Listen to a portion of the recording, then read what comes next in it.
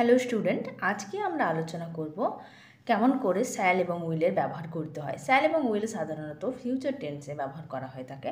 Shall এবং will যেমন আমরা প্রেজেন্ট টেন্সে ব্যবহার করি হ্যাভ এবং হ্যাজ, ঠিক সেভাবেই আমরা পাস্ট টেন্সে ব্যবহার করি ওয়াজ এবং ওয়ার। ঠিক সেভাবেই উইল এবং শ্যাল এই দুটোকেই আমরা ফিউচার টেন্সে ব্যবহার করে থাকি। তবে মডার্ন ইংলিশে না শ্যালের ব্যবহারটা একদমই কমে গিয়েছে, সবাই উইলই ব্যবহার করে থাকে, কিন্তু তবুও তোমাদেরকে শেখানোর জন্য আমি শ্যাল এবং উইল দুটোই বলে দিচ্ছি। যেমন এটাও পার্সন অনুযায়ী বসে। তোমরা যারা আমার আগের ক্লাসগুলো দেখেছ যে কিভাবে হ্যাভ হ্যাজ ওয়াজ ওয়ারের ব্যবহার করতে হয় আমি শিখিয়েছি, ঠিক সেভাবে এখানে শ্যাল এবং উইল তার ব্যবহার কিন্তু একই প্রসেস হবে। যেমন পার্সন অনুযায়ী ফার্স্ট পার্সন, সেকেন্ড পার্সন এবং থার্ড পার্সন আছে। ফার্স্ট পার্সন আয়ের পরে হবে শ্যাল, আর উইয়ের পরে হবে উইল। ইউর পরে বসে উইল, ইউর পরেও বসে উইল। মনে রাখতে হবে এই ইউ মানে হচ্ছে যে সিঙ্গুলার, যেমন ইউ মানে তুমি, আর এখানে ইউ মানে হচ্ছে যে প্লুরাল, ইউ মানে হচ্ছে তোমরা। হি হচ্ছে সের পরে হবে শ্যাল।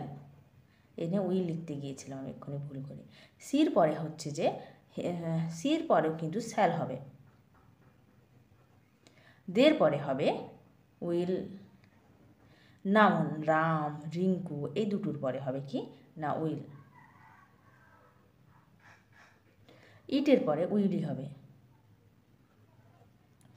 এইবারে মানে বলবো আই শ্যাল, যেমন আই হ্যাভ আমার আছে, আর উই হ্যাভ আমার আছে, আমাদের আছে। এখানে হবে আই শ্যাল আমার হবে, ব থাকবে।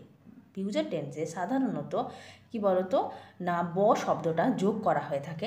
যেমন আই শ্যাল আমার হবে, এখনও হয়নি, ভবিষ্যতে হবে।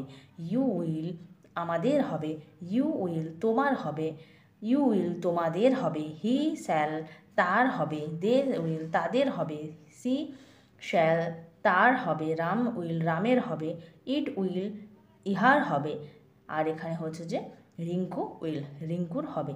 বাক্য দিয়ে আমি এখানে নিচে বোঝাচ্ছি যাতে তোমাদের আরও বুঝতে সুবিধা হয়। যেমন বাক্য গঠন করে যদি বলি I dash go to school, আয়ের পরে হয় shall, I shall go to school আমি বিদ্যালয়ে যাব, এখনও যায়নি, ভবিষ্যতে যাবে। We will come to home, আমরা we will come to home মানে হলো আমরা বাড়ি আসব, আমরা বাড়িতে আসব, এখনও আসেনি, এসে পৌঁছয়নি। You dash go to market, you will go to market, you will go to market তুমি বাজার যাবে। You will go to tuition, এখানে ইউ মানে তুমি নয় তোমরা লিখতেছি, তোমরা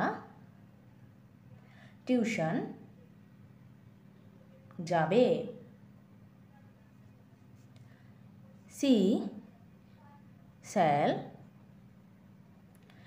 shall play football, she shall play football, সে ফুটবল খেলবে। Ram shall play cricket, Ram cricket খেলবে, এখনও খেলেনি। দেখো কেউ যদি এখানে বলে দেয় যেমন she will play football, Ram will play football, এটাকে কিন্তু ভুল বলা যায় না। গ্রামাটিক্যালি এটাকে কিন্তু এখন মডার্ন ইংলিশে উইল ব্যবহার করা হয়, এই জন্য বারবার আমার উইল লেখা হচ্ছে, কারণ আমি এভাবেই ব্যবহার করে অভ্যস্ত। কিন্তু তোমাদেরকে বোঝানোর জন্য বলে দিচ্ছি এখানে কিন্তু শ্যাল ব্যবহার করা যায়। ইটের পরে কি হবে ইট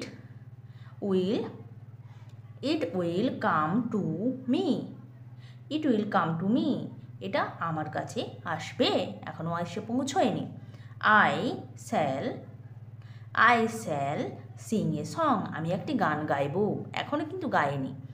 দে উইল সিং এ সং, তারা একটি গান করবে। It will come Raju will বা শ্যাল গো, রাজু যাবে। উইল গো বা শ্যাল গো। মনে